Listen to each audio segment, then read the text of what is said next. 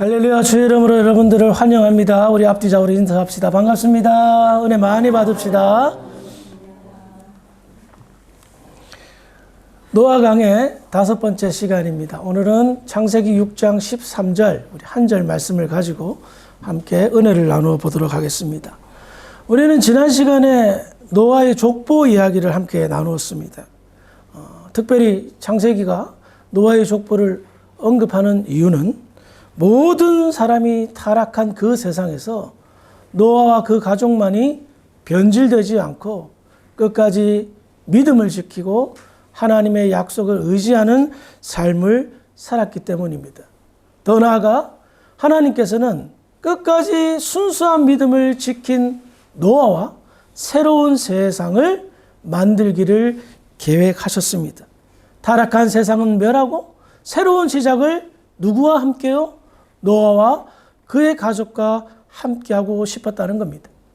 이것은 고스란히 앞으로 있게 될 예수님의 재림과 상관이 있는 말씀입니다.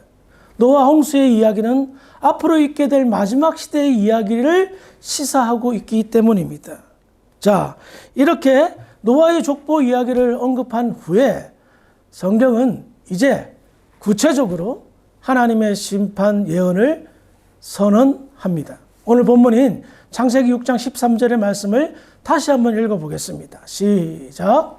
하나님이 노아에게 이르시되 모든 혈을 있는 자의 고악함이 땅에 가득하므로 그 끝날이 내 앞에 이르렀으니 내가 그들을 땅과 함께 멸하리라. 아멘.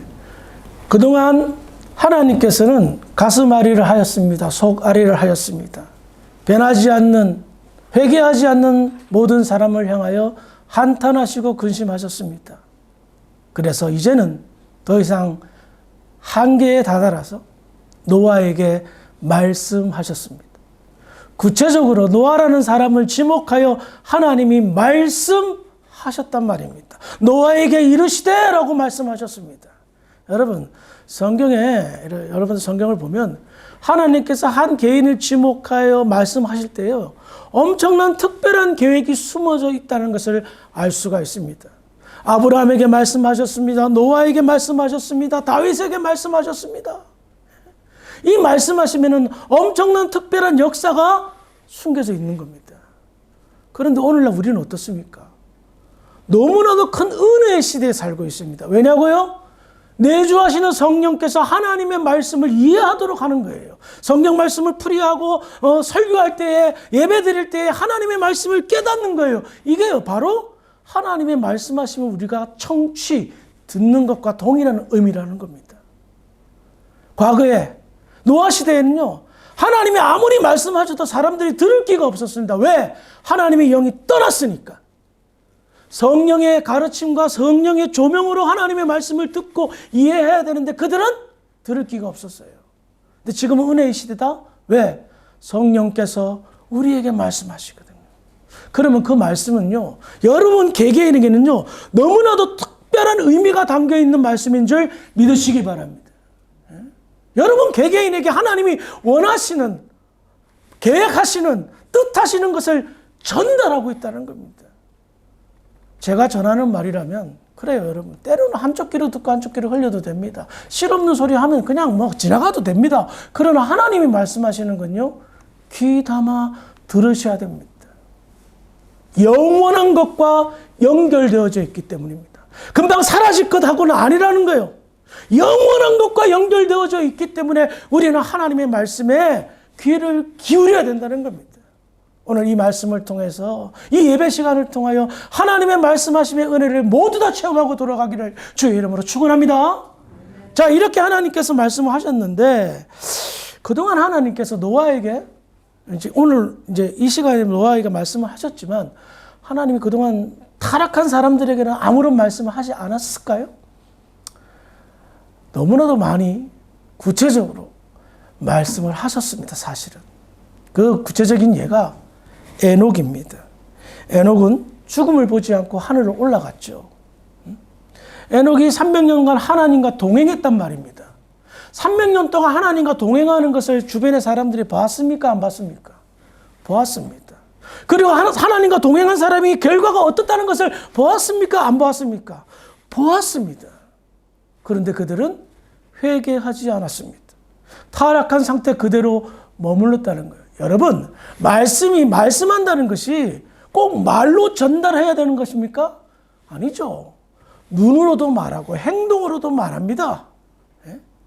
그리스도인들의 언어는 말로만이 아니라 삶의 모습에서 그 언어가 표현됩니다. 에녹의 삶이 바로 하나님의 말씀하심이었습니다. 에녹의 아들 무드셀라는 어떻습니까? 969년 동안 그는 그의 삶을 통하여 하나님의 심판 예언을 경고하였습니다. 무드셀라의 아들 라멕, 아버지의 그 모습을 보면서, 할아버지의 그 모습을 보면서 자랐습니다. 그러나 아무리 할아버지, 아버지가 하나님과 동행하며 심판을 예언하고 해도 변하지 않는 사람들의 모습을 보면서 인간적으로는 굉장히 시험에 들고 마음이 아팠을 겁니다. 그런데 그의 아들 노아가 딱 태어나니까 하나님이 우리를 안위하시리로다 하며 노아의 이름을 지으며 위로받고 힘을 얻었습니다. 이 모든 상황들이 무엇입니까? 하나님께서 말씀하셨던 겁니다. 그러면 우리는 여기서 한 가지 중요한 사실을 발견합니다. 뭐냐? 당시 타락한 시대에 타락하지 않고 믿음을 지켰던 이 사람들은 그 시대에 반짝반짝하는 경고등이었어요. 조심하세요, 주의하세요, 큰일 납니다 라는 경고등의 삶을 살았던 겁니다. 오늘날 그리스도인들도 마찬가지입니다. 하나님의 나라가 임박하다는 것을 우리는 느낄 수가 있습니다. 이제 하나님의 역사가 곧 임박하게 일어나는 것을 우리는 알 수가 있습니다. 그럼 어떻게 살아야 됩니까? 세상에 빨간 경고등으로 그 사인을 보내야 된다는 겁니다. 그래요. 우리는 그냥 이 땅에서 잘 먹고 잘 살기 위해서 부름받은 사람이 아닙니다. 마지막 시대를 살아가고 있으며 그 옛날 에녹이 무드셀라와 라멕과 노아가 살았던 그 삶을 대변하는 삶을 살아야 된다는 겁니다. 그렇지 않다면 세상 사람과 뭐가 다르겠습니까? 똑같은 삶을 살 수밖에 없다라는 겁니다. 그래요. 하나님께서는 1000년이 넘는 세월을 사람들에게 말씀하셨습니다. 경고하셨습니다. 심판이 임할 것이다. 조심해라. 그런데 사람들은 안일하게 대했습니다. 그러자 이제 확실하게 경고하셨습니다. 지난 시간에도 나누었지만 창세기 6장 3절입니다. 한번 읽어볼까요? 시작. 여호와께서 이르시되 나의 영이 영원히 사람과 함께 하시리니 이는 그들의 육신이 되리라. 그러나 그들의 말은 120년이 되리라 하시니라. 이제 하나님께서는요, 구체적으로 날을 정해주셨습니다. 120년밖에 안 남았다라는 겁니다. 이 말을 누구에게 했습니까? 하나님 혼자 독백하셨습니까? 아니오시다. 타락한 하나님의 아들들, 변질된 믿음의 사람들에게 이제 마지막 남았다. 120년. 이때까지 돌아오지 않으면 나도 어쩔 수 없다. 분명히 경고했다. 그런데 어떻게 됐죠? 끝까지 듣지를 않았던 겁니다. 자, 이렇게 심판 유예 기간을 선포하셨음에도 불구하고 타락한 사람들은 귀담아 듣지 않았습니다. 그리고 그들의 삶에는 뚜렷한 모습이 보입니다. 어떤 뚜렷함이 보일까요? 창세기 6장 13절 오늘 본문에 보면 모든 혈육 있는 자들의 포악함이 땅에 가득함으로 라고 말합니다. 몇 번에 걸쳐서 제가 이 말씀을 드렸지만 하나님이 심판하는 이유를 분명하게 하십니다. 모든 사람들의 생각과 마음과 행동에 포악함이 가득했기 때문에 내가 심판하겠다라고 합니다. 그런데 우리 여기서 한 가지 더 중요한 사안이 하나 있습니다. 그게 뭐냐? 하나님께서 모든 세상의 사람들이 포악함이 가득했기 때문에 심판하는 이유를 들지만 그 안에는 더 중요한 이유 하나가 숨겨져 있습니다. 무엇일까요? 그것은 노아와 그의 가족들과 연관이 있습니다. 그 포악한 세상에서 노아와 그 가족들을 보호하기 위하여 하나님께서는 심판을 정하셨던 겁니다. 하나님은 믿음으로 살며 하나님의 약속을 끝까지 붙들고 사는 노아와 그의 가족들을 지키고 싶으셨습니다. 보호하고 싶으셨습니다. 왜냐고요? 과거에 노아보다도 신앙이 좋았던 사람들이 있었습니다. 노아보다도 믿음이 좋았던 사람들이 있었습니다. 그런데 그들이 서서히 무너지는 모습을 보았습니다. 그리고 더 이상 일어나지 못하는 것을 보았습니다. 그들의 타락을 그들이 컨트롤하지 못하는 것을 보았습니다. 1명, 2명, 100명, 1000명, 10,000명, 수백만 명의 사람들이, 믿음의 사람들이 쓰러져가는 모습을 보았습니다. 타락한 모습을 보았습니다. 이제 더 이상 손 쓸 수도 없을 만큼 모두가 타락한 상태가 되었습니다. 노아라고 안심할 수 있을까요? 이 타락한 세상에서 이제는 믿음으로 사는 사람을 찾을 수가 없었습니다. 천연 기념보다도 더 귀한 존재, 멸종 위기의 시대가 도래했던 겁니다.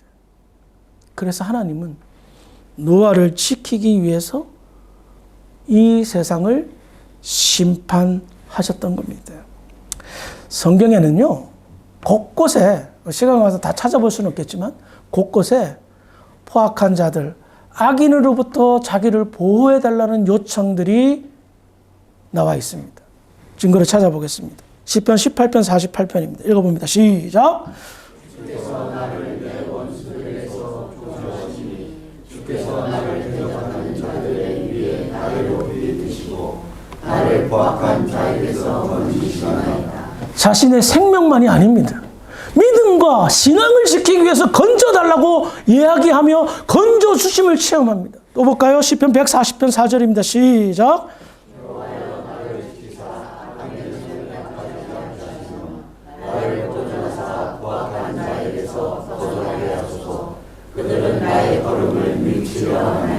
특별히 마지막 부분을 보십시오. 그들은 나의 걸음을 밀치려 하나이다. 이 시는 다윗의 시입니다. 나의 걸음을 밀친다는 말은 물론 문자적으로 보면 지나가는 사람 넘어뜨릴 수도 있죠. 하지만 이것은 신앙의 길을 지키는 사람을 말합니다. 믿음의 도를 걸어가는 사람을 말합니다. 그런데 포악한 자들이 어떻게 해요? 삼키려 하고 죽이려 든다는 겁니다. 믿음 생활 못하게. 나만 죽지 않고 물귀신 작전 쓰며 말입니다. 붙잡고 늘어진다는 겁니다. 노아 역시 세상이 엉망으로 돌아가는 것을 보았습니다. 그리고 아마도 수없는 어떤 협박과 또 때로는 간간히 테러도 당하면서 믿음으로 살아가는 삶의 위기를 많이 느꼈을 것입니다. 잘은 모르겠지만 분명한 것이 확실한 것이 있습니다. 노아 역시 하나님 이 포악한 시대에서 나를 지켜주십시오라고 기도했을 겁니다. 간절히 부르짖었을 것입니다. 이 악한 세상에서 나를 건져내달라고 하나님께 사정하였을 것입니다. 이 하나님은 응답하셨던 거예요. 창세기 6장 8절에 그러나 노아는 하나님의 은혜를 입었더라. 저는 그렇게 해석하고 싶습니다. 하나님이 보호하셨던 거예요. 자, 하나님은 이제 갈 때까지 간 막장의 그 세상 노아를 지키시고 싶으셨던 거예요. 시편 121편 5절입니다. 읽어봅시다. 시작. 여호와는 너를 지키시는 이시라. 여호와께서 내 오른쪽에서 내 그늘이 되시나니. 아멘. 여호와는 저와 여러분을 지키시는 분입니다. 믿음으로 그 지키심을 경험하고 더욱더 하나님께 매달리는 지혜로운 성도들이 되기를 다시 한번 주의 이름으로 축원합니다. 자, 다시 본문으로 돌아왔어요. 하나님께서 심판하는 이유가 뭐다? 첫 번째는 포악한 세상, 타락한 세상을 심판하기 위함이요. 두 번째는 악인들에서 의인을 보호하기 위함입니다. 그런데 앞서도 우리가 설명을 했지만 이 세상의 포악함, 그로 인한 심판, 하나님은 분명하고 명백하게 포악한 세상은 반드시 정리한다는 것을 성경 곳곳에서 발견할 수가 있어요. 그러니까 우리가 이해할 수 있는 것은 마지막 시대가 되면 어떻다? 세상이 포악한 시대가 된다는 겁니다. 그 증거들을 찾아볼까요? 에스겔 12장 19절입니다. 시작.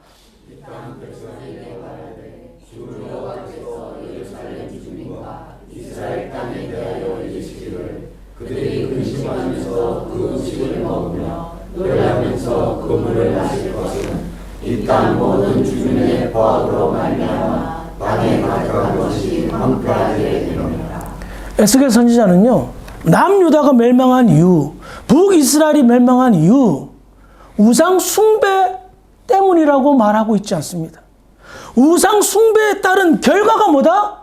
포악함으로 드러난 겁니다. 하나님을 섬기지 않고 우상을 섬김으로 인하여 나타난 삶의 결과와 세상의 모습이 뭐다? 포악함 때문이다라는 겁니다. 그래서 하나님께서 하나님의 백성들을 심판하셨다라고 선포하는 거예요.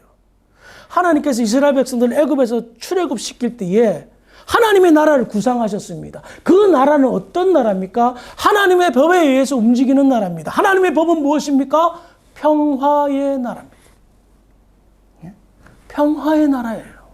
그런데 그들은 죄악의 나라, 포악한 나라를 만들었던 거예요. 그래서 하나님께서는요, 가슴 아프지만 당신의 백성을 이방인의 손에 의하여 심판케 하셨던 거예요. 그러면 남유다나 북이스라엘 같은 하나님의 백성도 그렇게 심판받는데 이방 나라는 괜찮을까요? 요엘 3장 19절입니다. 시작.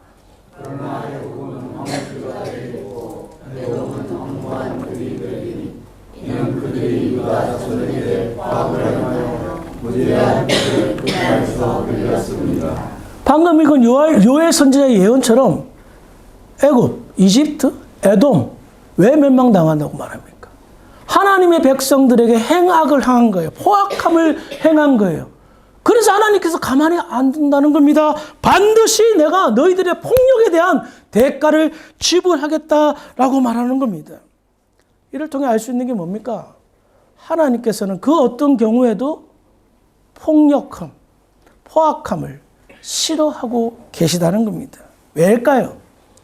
우리 인간은요, 하나님의 형상대로 지음을 받았습니다. 하나님의 형상대로 지음을 받았다는 것은 하나님의 이마케닌 모양이 아니라 하나님의 성품대로 지음을 받았다는 거예요.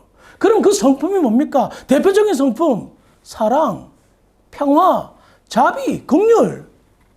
우리에게 원하시는 것이 뭡니까? 사람에게 원하시는 것이 무엇입니까? 사랑을 베풀고 자비를 베풀고 나누어주고 더 나아가 축복하고. 하나님 인간에게 축복하셨잖아요. 서로가 서로에게 축복하라고 도와주고 섬기라고 인간을 창조하신 거예요. 그것을 바라신 거예요. 그런데 어떻게 합니까? 타락한 이후 인간은 변질되었습니다. 고대의 유명한 용사 네피림, 엄청난 힘, 강력한 용사들이었습니다. 그들이 가진 그 힘을 가지고 세상 사람들을 어떻게 했습니까? 폭력으로 다스렸습니다. 포악함으로 사람들을 해하였습니다. 그런 세상 하나님께서 가만히 둘까요? 생명의 창조주는 하나님 위에 아무도 없습니다. 그런데 생명을 함부로 대한다? 심지어 해한다? 이것은 하나님에게 정면 도전하는 것과 마찬가지입니다. 내가 창조한 나의 소유를 변질되고 죄악된 인간이 함부로 행하기 때문에 이것은 하나님의 이름에 먹칠을 하는 것과 마찬가지인 거예요. 타락한 이후에 제일 먼저 나타난 현상이 뭡니까? 가인이 아벨을 살해하고 가인의 후손 라멕이 자기가 살인 저지르는 것을 찬양하고 하나님의 아들들과 사람의 딸들에 태어난 네피림들이 사람들을 죽이고 때리고 하는 것에 아무런 죄의식을 느끼지 않는 그런 상태.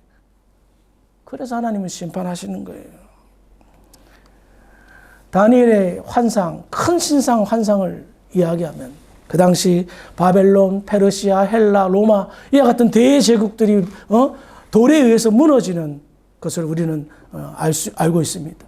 이 대제국들 절대 무너지지 않을 것 같은 엄청난 힘을 가진 나라들이 왜 하루아침에 멸망당합니까? 폭력으로 세운 나라, 포악한 백성들이 세운 나라, 하나님께서 반드시 심판하고 있다는 것을 역사를 통하여 우리에게 가르쳐주고 있다는 겁니다. 그러므로 우리는 앞으로 이 세상의 마지막 때가 되게 되면 어떤 현상이 벌어질 것이라는 것을 너무나도 확신하며 알 수가 있죠. 그 증거를 보겠습니다. 마태복음 24장 6절부터 8절까지입니다. 우리 한 절씩 교독해 보겠습니다. 6절부터 8절까지. 난리와 난리 소문을 듣겠으나 너희는 상가 두려워하지 말라. 이런 일이 있어야 하되 아직 끝은 아니니라.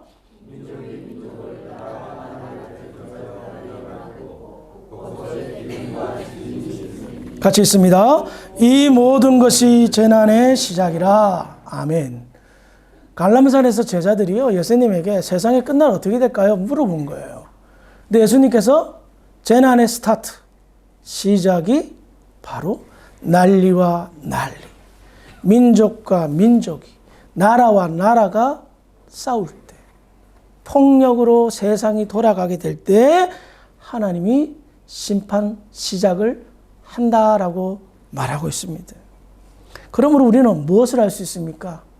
이미 벌써 세상의 끝날은 시작되었음을 알 수가 있습니다. 말씀을 정리하겠습니다. 세상의 포악함으로 인하여서 믿음의 사람들을 지키는 것은 하나님의 의무입니다. 그래서 끝까지 지킵니다. 하지만 이 세상의 포악함으로 덮었기 때문에 하나님은 이런 세상을 원하지 않기에 이 세상을 심판하셨습니다. 그러므로 우리는 알 수 있는 것, 하나님께서 가장 싫어하는 것은 사람이 사람에게 해를 가하는 것, 평화롭게 살지 못하고 사랑하며 살지 못하고 오히려 사람에게 해를 가하고 피해를 끼치는 그것을 가장 싫어하신다는 겁니다. 왜? 하나님은 사랑의 하나님이요 평강의 하나님이시기 때문입니다. 그러므로 저와 여러분들의 인생, 저와 우리 교회의 사명이 어디에 있음을 확실하게 알 수가 있습니다. 포악한 세상에서 우리는 평화로움을 유지하고 평화로움을 선포하고 이 세상에 평화롭게 살아도 얼마든지 아름답고 복되게 살 수 있음을 보여줘야 될 사명이 있다는 겁니다. 그래서 같은 신앙 공동체 내에서 서로 사랑하며 서로 섬기며 혹 나한테 좀 안 좋은 일이 있어도 긍휼을 베풀고 자비를 베풀고 나눠주며 섬기는 삶, 그것이 작은 하나님의 나라이며 하나님이 원하시는 것이라는 겁니다. 하나님께서 이렇게 살라고 불러주셨습니다. 그러니 어떻게 되겠습니까? 서로 나눠주고 베풀고 자비를, 사랑을 함께 화평하며 사는 것. 하나님의 나라잖아요. 의가 있고 말씀대로 의로운 삶을 살고 평강이 있고 그러므로 인해서 마음의 안식을 누리고 그것으로 인해서 희락이 생기고 진정한 기쁨으로 사는 것. 그게 교회 공동체가 보여줘야 될 모습이라는 겁니다. 저는 압니다. 여러분들이 세상에서 얼마나 치열하게 힘들게 살고 계시는지를. 왜? 이 세상은 포악한 세상이고 그것으로 인하여 곧 사라질 심판받을 세상이기 때문입니다. 그런데 하나님은 우리에게 이 세상에서 요구하는 것이 있습니다. 야, 내가 왜 나의 아들 예수를 십자가에서 너희를 대신해서 죽게 했냐? 내가 원하는 것은 그거다. 하나님의 나라를 만들라. 하나님의 나라를 세워라. 그래서 여러분들을 불러주시고 한 공동체에서 신앙생활 하면서 드러내기를 원한다는 겁니다. 하나님은 의로운 세상, 평강과 희락이 넘치는 그 세상을 원하십니다. 이와 같은 나라를, 이와 같은 교회를, 이와 같은 사회를, 이와 같은 가정을, 이와 같은 사람을 찾으시고 세우십니다. 그 어떤 교회도 포악함으로 인하여 성장할 수 없습니다. 그 어떤 교회도 세상의 어떤 가치관이 들어옴으로 인하여서 양육강식의 모습이 드러나게 된다면 결단코 하나님이 원하시는 방향으로 세워지지 않을 겁니다. 그래서 하나님께서는 하나님의 나라를 모델로 교회로 세우시고 저와 여러분들을 세우신 겁니다. 그렇기 때문에 노아처럼 믿음으로 산다면 하나님께서 지켜주시는 거예요. 왜? 하나님은 너와 나를, 우리를 지켜주시는 분이시기 때문입니다.